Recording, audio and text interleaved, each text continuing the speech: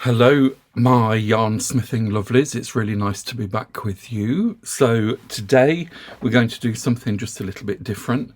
I did say a few weeks back on one of the videos that if you'd like to send me any questions in, that I would answer them for you. So a couple of questions came flooding in, and so I thought, let's have a little look. One of them is a question I get asked an awful lot.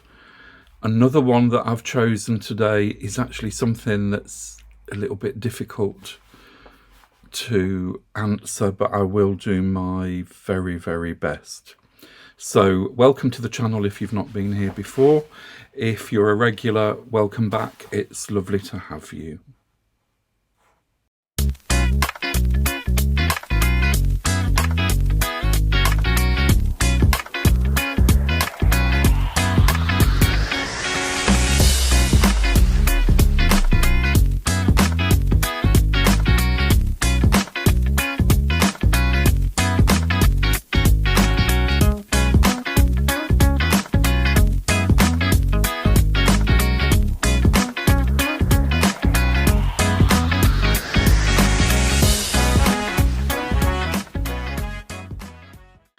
The first question I was asked is a question that I am asked an awful lot, which is about tension swatches or gauge, and is it important that you knit one first before you start a garment in particular? And the simple answer to that is yes, it's extremely important. The person who asked me the question said to me, I've got perfect tension, so I don't need to do a tension swatch. Well, what is perfect tension? I've got no idea. However, whoever designed the garment may not have perfect tension. They may knit a little bit loosely, they may knit a little bit tightly. So if you want the garment to fit, and if you want it to be exactly the same as the designer that designed it, you need to adjust your tension so it's the same as theirs, not perfect tension. The case in point, at the moment I'm doing a project which is kind of this one, I don't know if you can see, which is a new little, I can't get it all in, a little crop jumper. This will be very soon, the pattern for this will be out very soon. People over on my Patreon site get that for free, they get that as part of their membership. Everybody else will have to pay a little bit for the pattern. And I decided that when I was using the just the Aran yarn for it, it wasn't quite what I was looking for.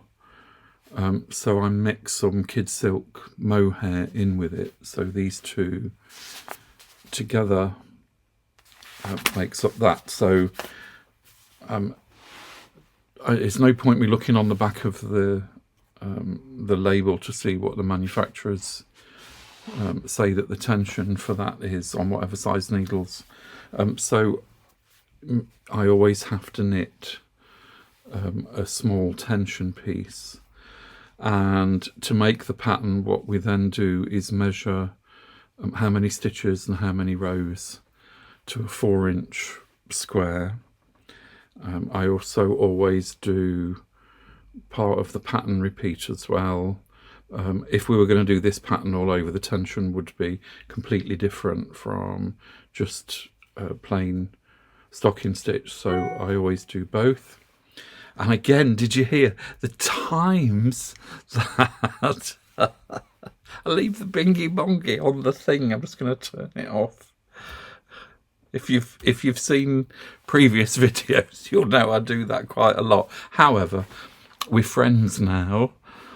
Who cares that I've left the binky bonky on. I've just seen another floating thing float round here as well.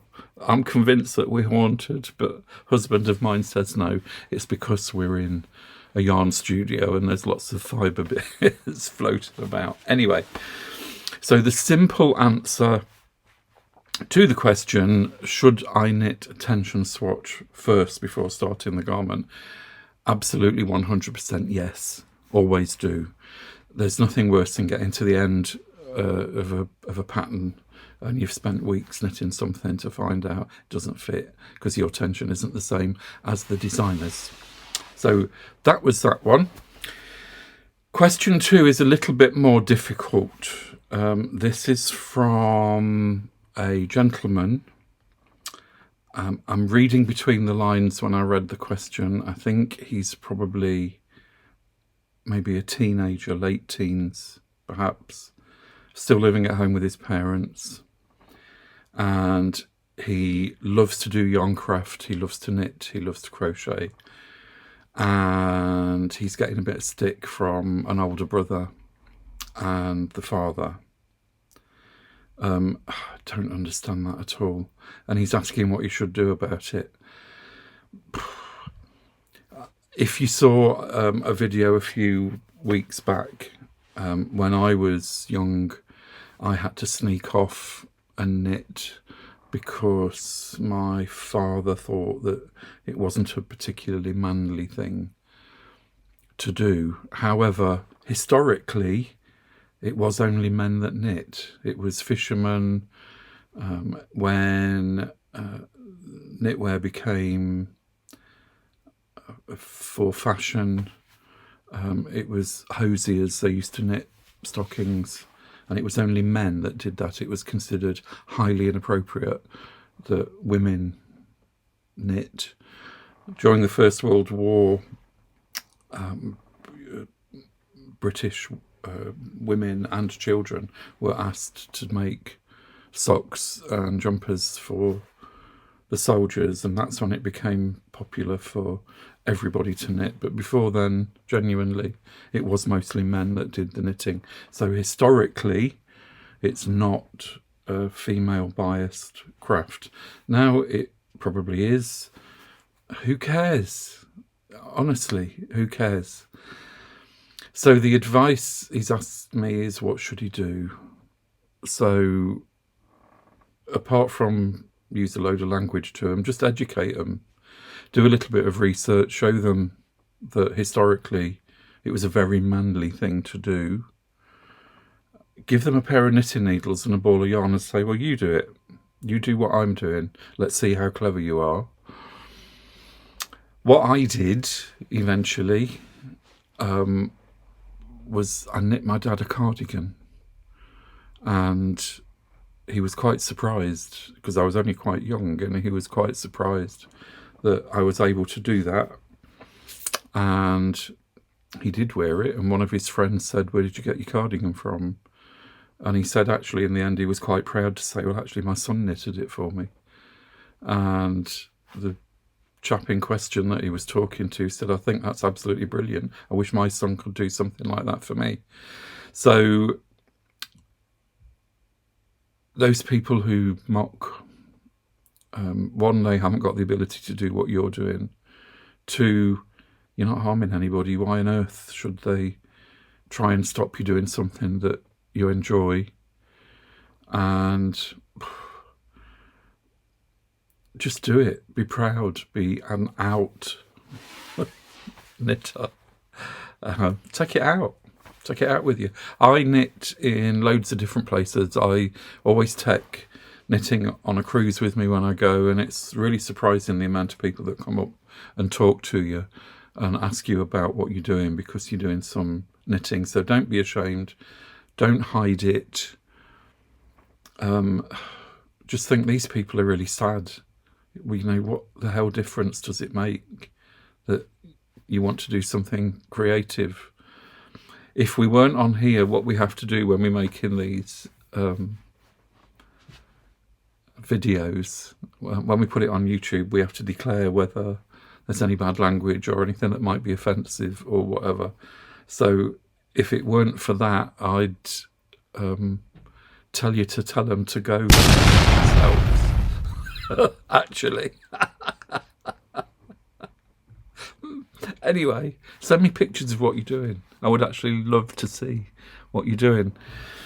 So that's it for today. A couple of, interesting questions.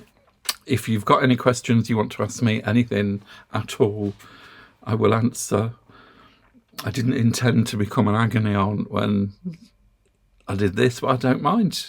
I've got life experience. If you want to send me some questions, I will answer truthfully, honestly. So if you've liked what you've seen, please like and subscribe.